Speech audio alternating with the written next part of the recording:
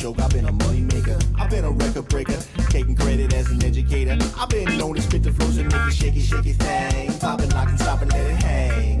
Watch us as we drop this hip hop, it's like it stings. We make the whole room drop and everybody sing. We want the funk. We gotta have that funk. We kick it old school, we think we're so cool. We take it back to the past, we gonna act a fool. Enough jumps, the middle finger. Hello, welcome to Sports Buzz, the Fanatical View. I am your host, Scott D. Lewis, here live in studio on this bitter, frigid, cold day, January 23rd. We've had some very cold days and we've had a lot of snow. Arctic air has moved back in and we are settling in for the deep freeze that should be lasting pretty much right up to Super Bowl Sunday. Next, 14 days we're supposed to have this cold Maybe snap? past Super Bowl Sunday. Yeah. There is, of course, the sounds of one Bob Broad Jr. How are you, Scott? I'm doing good, Bob. I see you brought some friends down tonight. You're, of course, a lovely lady friend who I just finally got to meet after hearing all these wonderful things about her. Jolene is here in studio with her two kids, Connor and Jenna. They were being big helps helping us set up the studio tonight as they're running around, and now they're in the control room harassing Mike Toohey, I'm sure, to no end, the director extraordinaire out there. Mike's show, of course, Expose Cinema, Friday nights at 9, Wednesdays at 1. Bob, your show, Spotlight on Tuesdays at 9, Wednesdays at noon. You got more Whalers stuff for us or something else? We got some more Whalers stuff coming up. Whalers won this past weekend big. They won 10-1 on Saturday and 6-1 on Sunday. Wow, big victories. Yeah. Sounds like that Anaheim win over Vancouver last week, 9-1, that preceded the events of Vancouver. Head coach, your former man, Tortorelli had. Right below me. We will get to that news later. Of course, we will be getting right into the football scene here. Number is 203-792-4101 if you want to call and talk about any sports-related topic or maybe something else you got on your mind you want to give a call about. But we are here for you to take your call. If you want to call, 203-792-4101. Super Bowl XLVIII, as in Super Bowl 48, is all set, Bob. And it's going to be cold from what I understand. Cold, yeah, but it's going to come down rare, as it may be, number one versus number one. Yeah. And not only the two number one seeds made it in, but the number one offense versus the number one defense. Well, but you know what? You gotta look at it this way. Manning is still going to be as far as a quarterback. Yeah, I mean, Manning, these guys have a corner on the market between Eli and Peyton getting in. This is now Peyton's third trip to the Super Bowl, first with Denver, 1-1 overall. We remember the last time he was there, came up a bit lame against those Saints as the Saints went marching in. And there we got a nice old-time football shot of the Broncos versus the Patriots. They renewed that long-standing rivalry this weekend out there in Denver. That was an old-time shot from the AFL days in the early 60s with those nice, both teams were showing off the good old uniforms. Classic shots. But it is Denver versus Seattle. And a little side note, Bob, Washington and Colorado, the two states that have recreational use of marijuana that has been legalized. And they get to enjoy the fruits of their labor as the fans sit back and. I think the Broncos had an edge though this past weekend though, especially being out there where it was nice and sunny and warm. Well, I saw the pregame come on, and I look out on the field, and it's 65 degrees and sunny in Denver, and I think to myself, that's not good. No. Perfect conditions for Peyton Manning as he got all sorts of cozy against the Patriots, who really had no resistance. They were doing their bend but don't break for a little while. I mean, Manning, it was not like it was a runaway this game, although it sort of seemed that way early. But the Patriots were holding them to field goals. A couple of calls in the first half that were either made or not made. And there we see the cheerleaders were enjoying themselves in the nice weather as well. Of course, that weather was gorgeous out there. With a cloud of smoke behind them, too. I wonder what that's about. Mr. Toohey would like to know if he could leave that for the rest of the show. Hey, he's the director. I just sit here and see what happens. Yeah. But anyways, The Patriots defense was bending but not breaking. Eventually they did break. That third quarter drive to open the second half was the death knell. But the Patriots offense could not get anything going.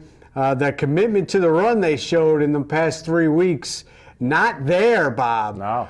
They ran the ball a couple times in the first quarter with no success.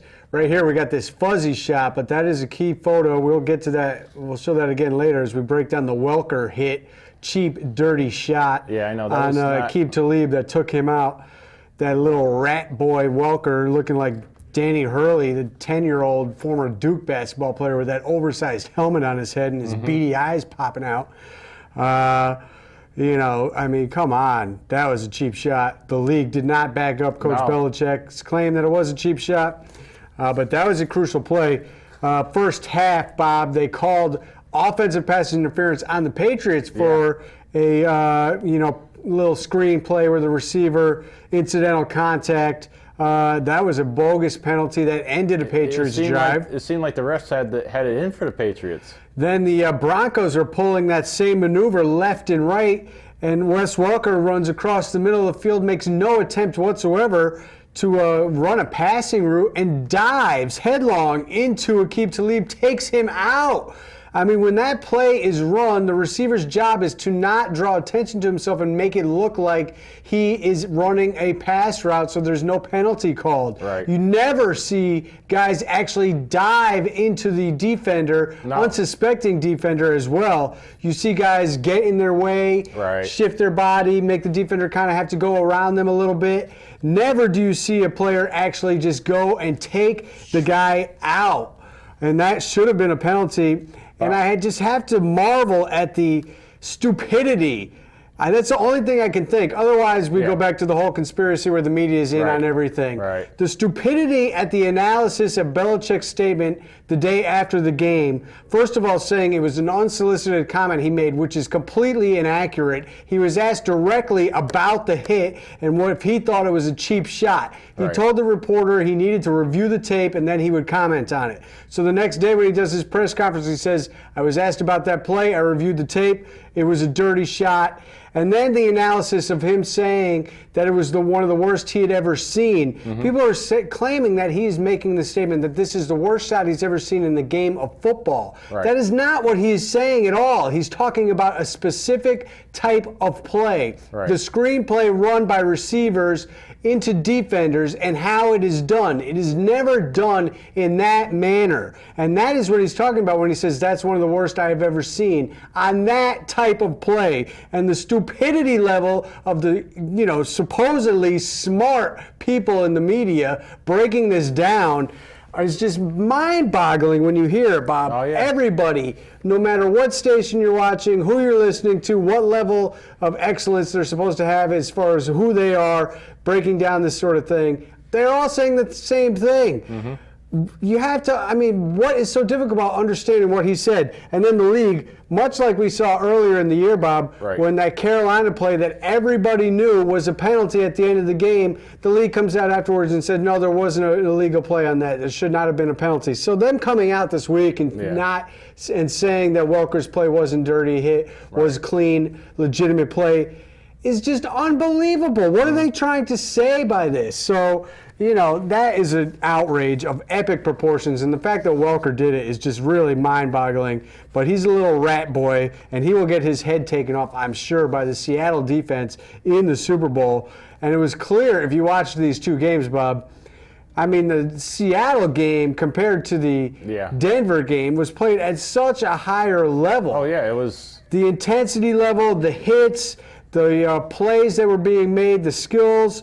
I've got to think that this is going to carry over into the Super Bowl, and we are going to see one team playing on one level and another team hoping not to get murdered out there by the mouth that roared. LOB, Bob. LOB. The Legion of Boom. Richard Sherman dropped the boom on San Francisco and Michael Crabtree, and then he dropped the boom on all of America in his post-game press conference. Yeah, that was not cool. Shocking everybody. Aaron Edwards didn't know what to do there. No, he wanted to give. He was hoping for that 5-second delay. Just when you think that it's okay to root for Seattle again, Richard Sherman opens his mouth and he does it in a way that was shocking. Yeah. And of course, a lot's been made of this. Should everybody be making a big deal of it? Right. There's a racial undertone to the whole thing. And, he can hide behind this whole thing where he's a Stanford graduate. Right. He graduated second in his high school class, obviously well-educated man. But when you come off like that and you have a history of doing that, this is not the first incident where he's mouthed off in this manner. Even his coach had to come out and say this week it was a mistake by him. He drew attention away from a great team victory. The team is going to the Super Bowl, and he put it all on himself. I'm the best. Don't bring this mediocre receiver to me. Don't open your mouth and talk about me. I'll shut your mouth fast. And he's yelling at the top of his lungs to a reporter who's just trying to get some quotes out of him and get his reaction to winning the game and going to the Super Bowl, and he loses his mind. What do you expect people's reaction to be? Of course they're going to come off and think that's crazy. But anyways, that game was a wild one, much unlike the Patriots game, Broncos game, which was basically a snooze fest, as they could not do anything on offense. The Patriots, complete letdown. They did not commit to the run. I thought they went away from it way too early. Defensively, they got no pressure whatsoever on Manning. They didn't even touch him, Bob. There was one official touching of the QB. He could wear that jersey again in the Super Bowl. It wasn't even sweating after the game. It was completely ridiculous. Over 500-plus yards total for the Broncos in this game. And, they actually only scored 26 points. So, again, it was bend, no break. They didn't let them in the end zone that much, the Patriots. The offense was just not there. The Seattle and 49ers game was a much better played game. Totally, completely better game played. A lot of drama, especially a lot of big plays. We had the turnover on the opening possession by Seattle, but their defense held San Francisco to a field goal. Then in the fourth quarter, Seattle's defense comes up huge. 3 turnovers forced 2 interceptions of Kaepernick and 1 strip sack fumble. We had the big controversial fumble by San Francisco when Lynch was going into the end zone and they caused the fumble. And Bowman, who shattered his knee. Thanks for showing that replay 10 times over. Come on. People don't want to see that. One of these TV guys get the picture. No one wants to see a guy's knee doing that over and over again. Show it once so people see it and then go away from that replay. We don't want to watch that. But he shattered his knee and somehow held onto the ball as he went to the ground. And then a scrum ensued and the ball was taken out of his hand, and they could not review that because of the stupid NFL rules. Thankfully, no points were given on that because Seattle, inexplicably, I thought they almost blew the game there, Bob, not taking the field goal.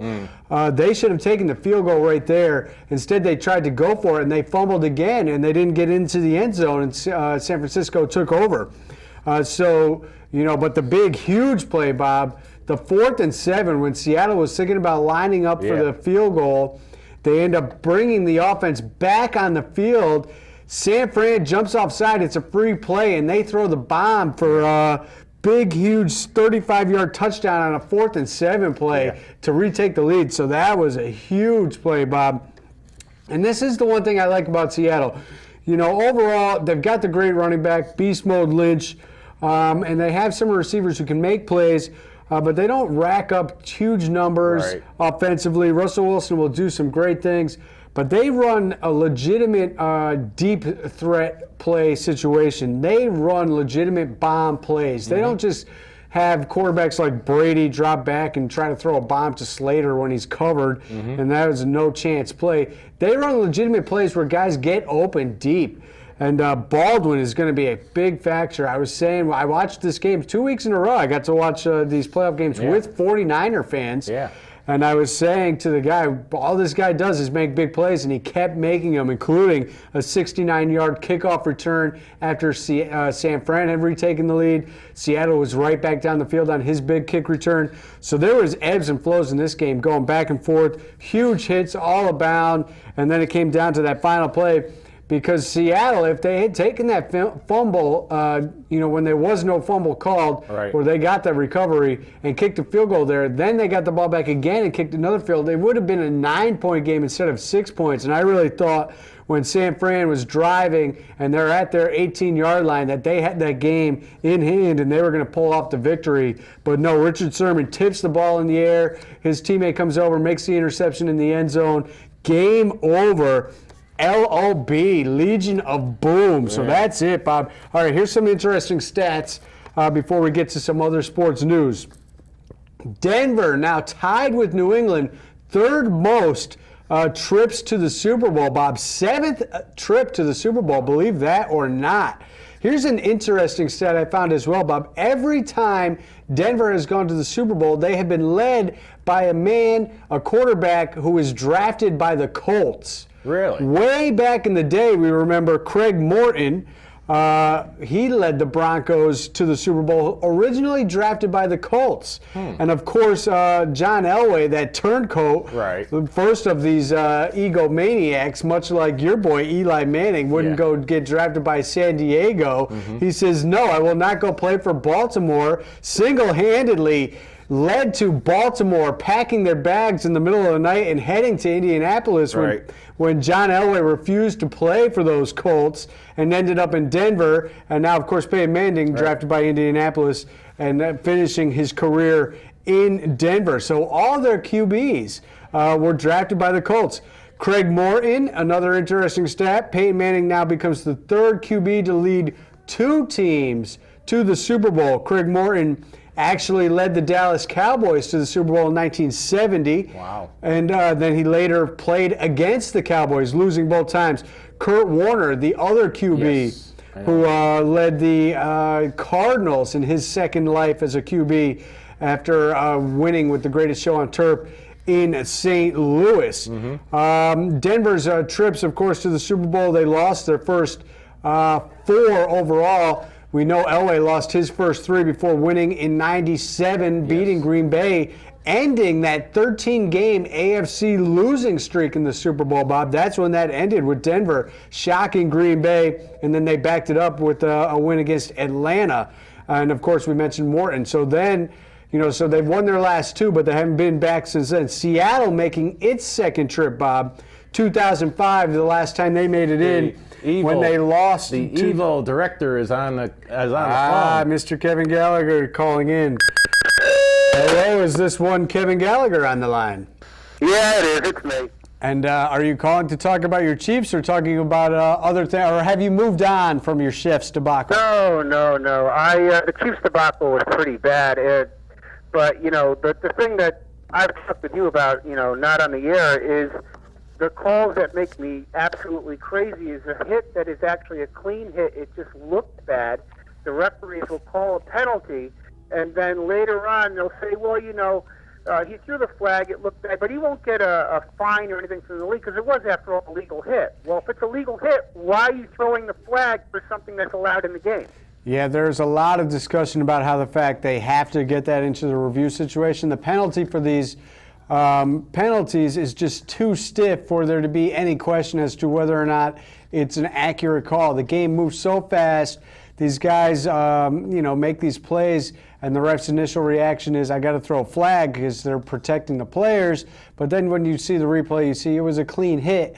But the game gets changed entirely once that flag is thrown and not picked up.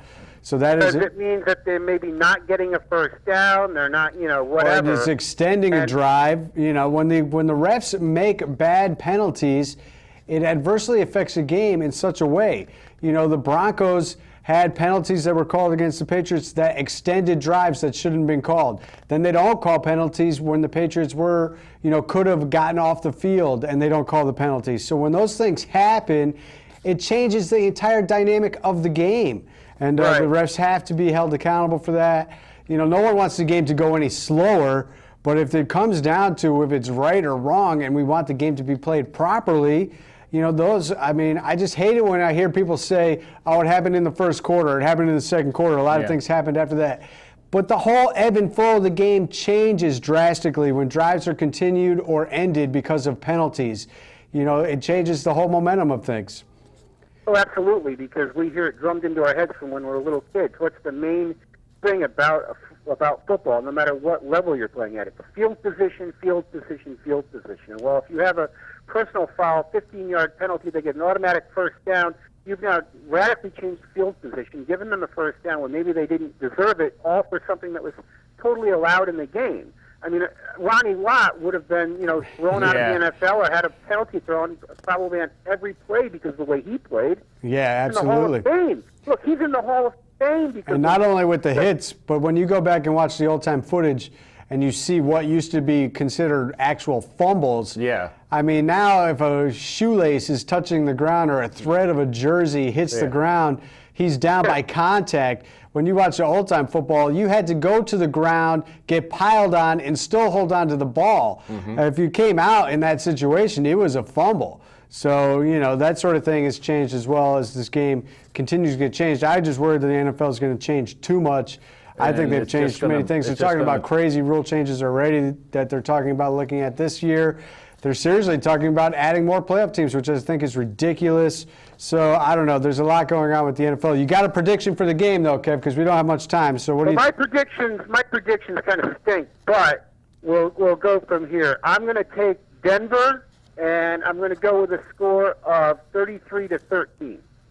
Denver, it's their year, Peyton's year, he says it is, and he thinks that the number one offense from the AFC. Quick little side note, the Broncos actually had one of the top 5 weakest schedules of the year this year, according to those things, if you believe in that. But anyways, you think the AFC number one offense is going to take out the NFC number one defense, 33-13, in cold conditions. That would be interesting. Here's another side little stat. Eli Manning won his second Super Bowl in the home of Peyton Manning, Lucas Oil Stadium. Yeah. And Peyton is now looking to get his second Super Bowl ring in the home of Eli, MetLife Stadium. So that could be a little sidebar right there. All right, Kevin. That's kind of interesting. Good show, guys. And, the Chiefs got robbed in the playoff game with the fumble that wasn't. But it comes down a lot of times, unfortunately, to bad officiating, especially in games like this. And it's important because in the pros, you got a guy's career that's on the line. Yep. And if he loses his job because of a bad play call, I mean, who's going to pay for that? I mean, that's what it all comes down to. It's true. Because these guys are paid to play. They're pros. They are paid to play. Hey, I'll talk to you again soon. Have a good show. All right, thanks, Kevin. Take care, Kev. And I will be appearing on Kevin's show pretty soon. It's almost Oscar preview time. So all you Kevin Gallagher, Time Out with Kevin Gallagher. February? What's that? February? Beginning of March. The show will be sometime in February. We're not sure yet, but that'll be coming up. We'll keep you posted on that. All right, my last of the quick stats.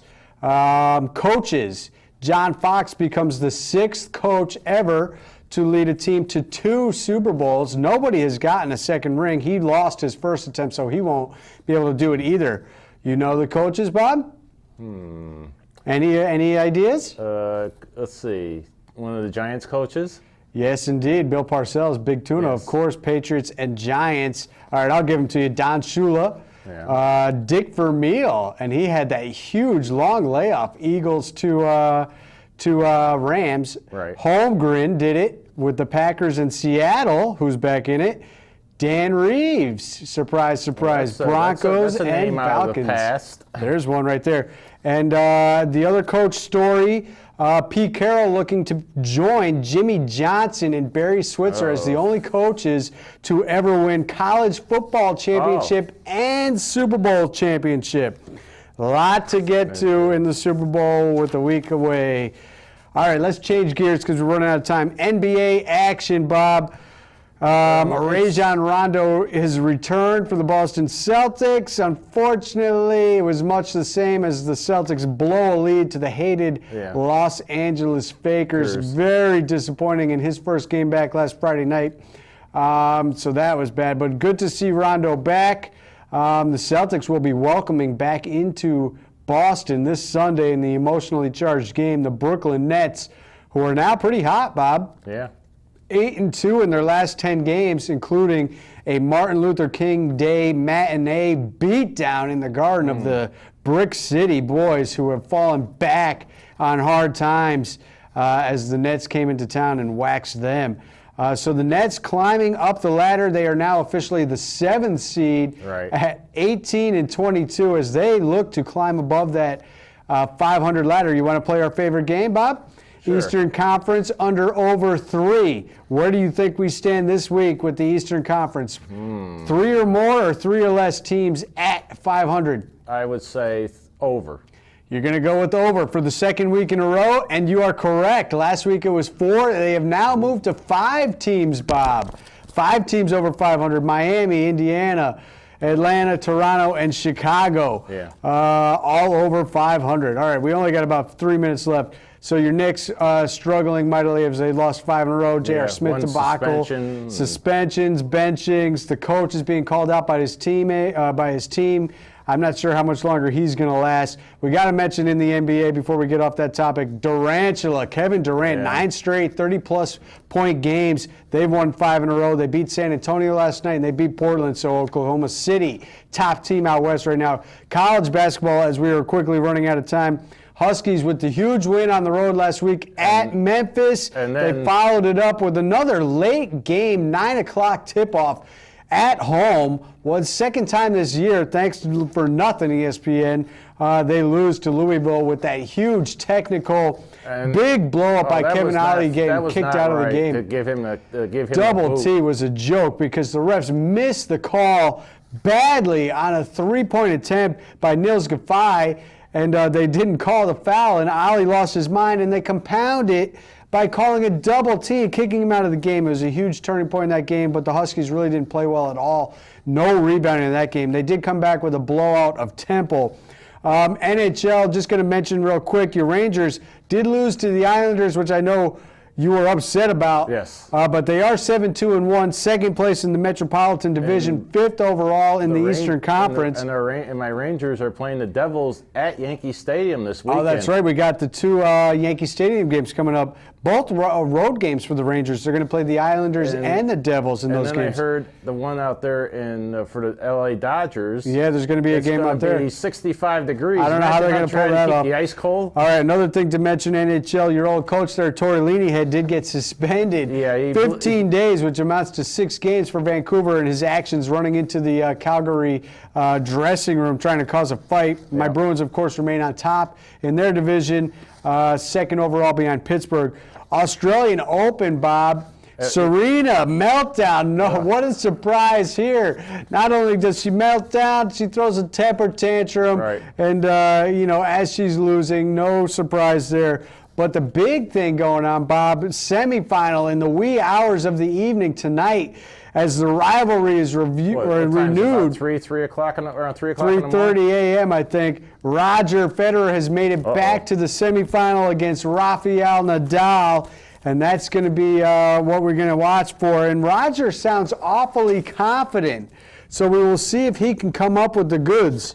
We are not here live like next week. I will be predicting, however, right here, right now, before we sign off, Seattle comes up with the victory. What do you think? I think it'll be the Broncos. I think it'll be I say 27-13. All right, we will find out when we come back and break it down in 2 weeks. Enjoy the Super Bowl and stay warm, everybody.